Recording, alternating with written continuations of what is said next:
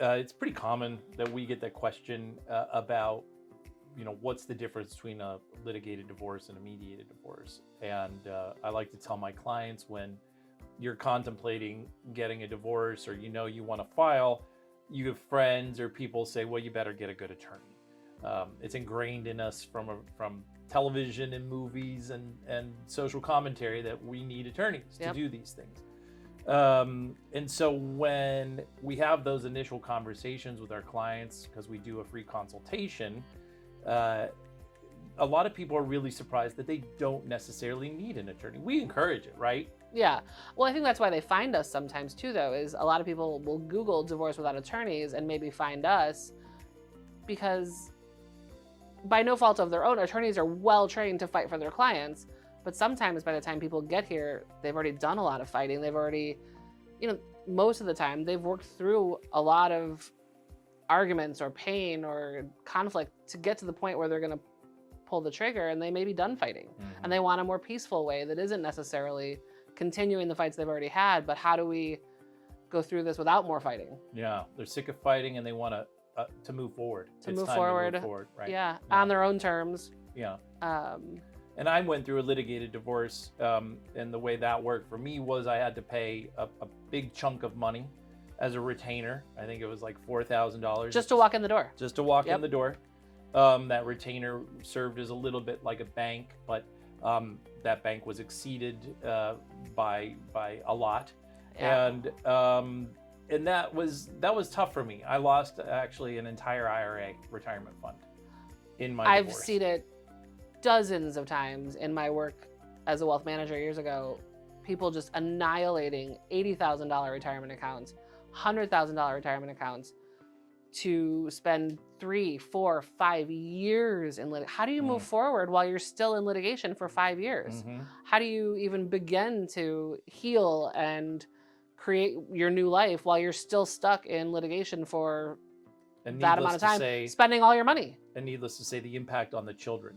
Yeah. It's not the divorce that impacts the children, it's actually the parents' behavior, because they're constantly in that state of fight or flight mode, where the process with mediation's a little bit different, because they get to control the narrative, they get to control the process.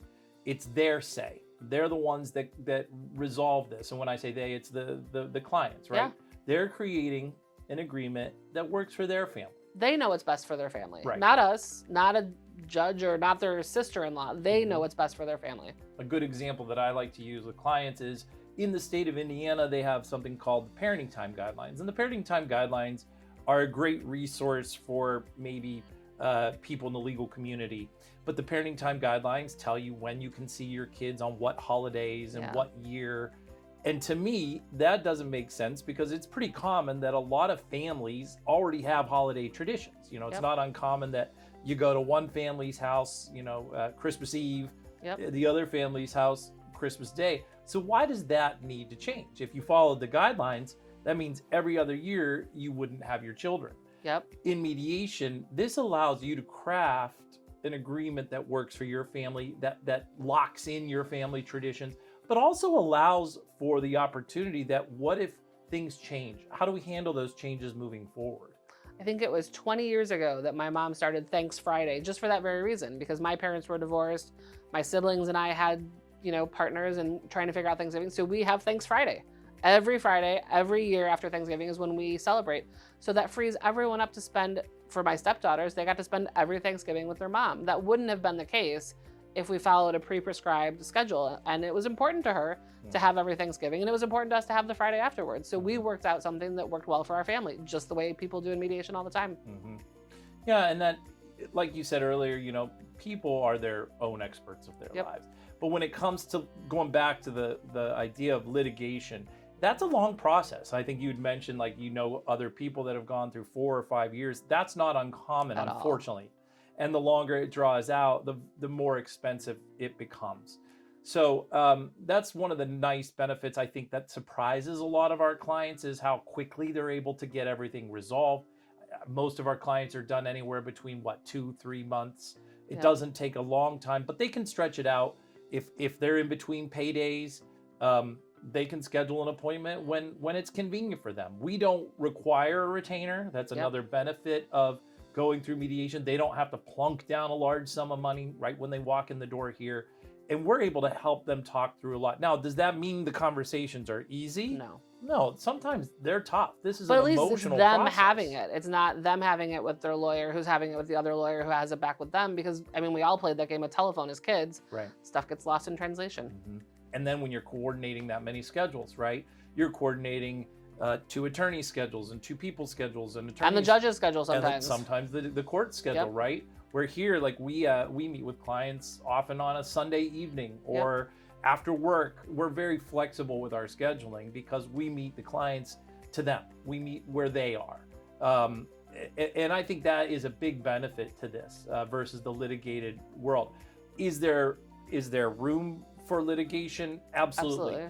When there's necessity for it sometimes. A necessity, when there's safety concerns, when there's other physical concerns, absolutely. But even then, you can still participate in mediation with your attorney. And a lot of times people forget that. And sometimes you're going to go the litigated route, be 3 years in, and then you're going to get ordered to mediation anyway. Right. Why not try and see if it works for you in the beginning? Right. So, and I think we've had, 300 mediations since we've started, or we've been involved with 300 mediations. And out of all of those mediations, we've had 3 clients, I think, if I remember, that 2 or 3, that ultimately said mediation wasn't for them and they litigated. So that's about 99% of our clients are resolving things on their own. And they recognize that that's going to work better for them and their family. And there's the benefit. You resolve it on your own for your family.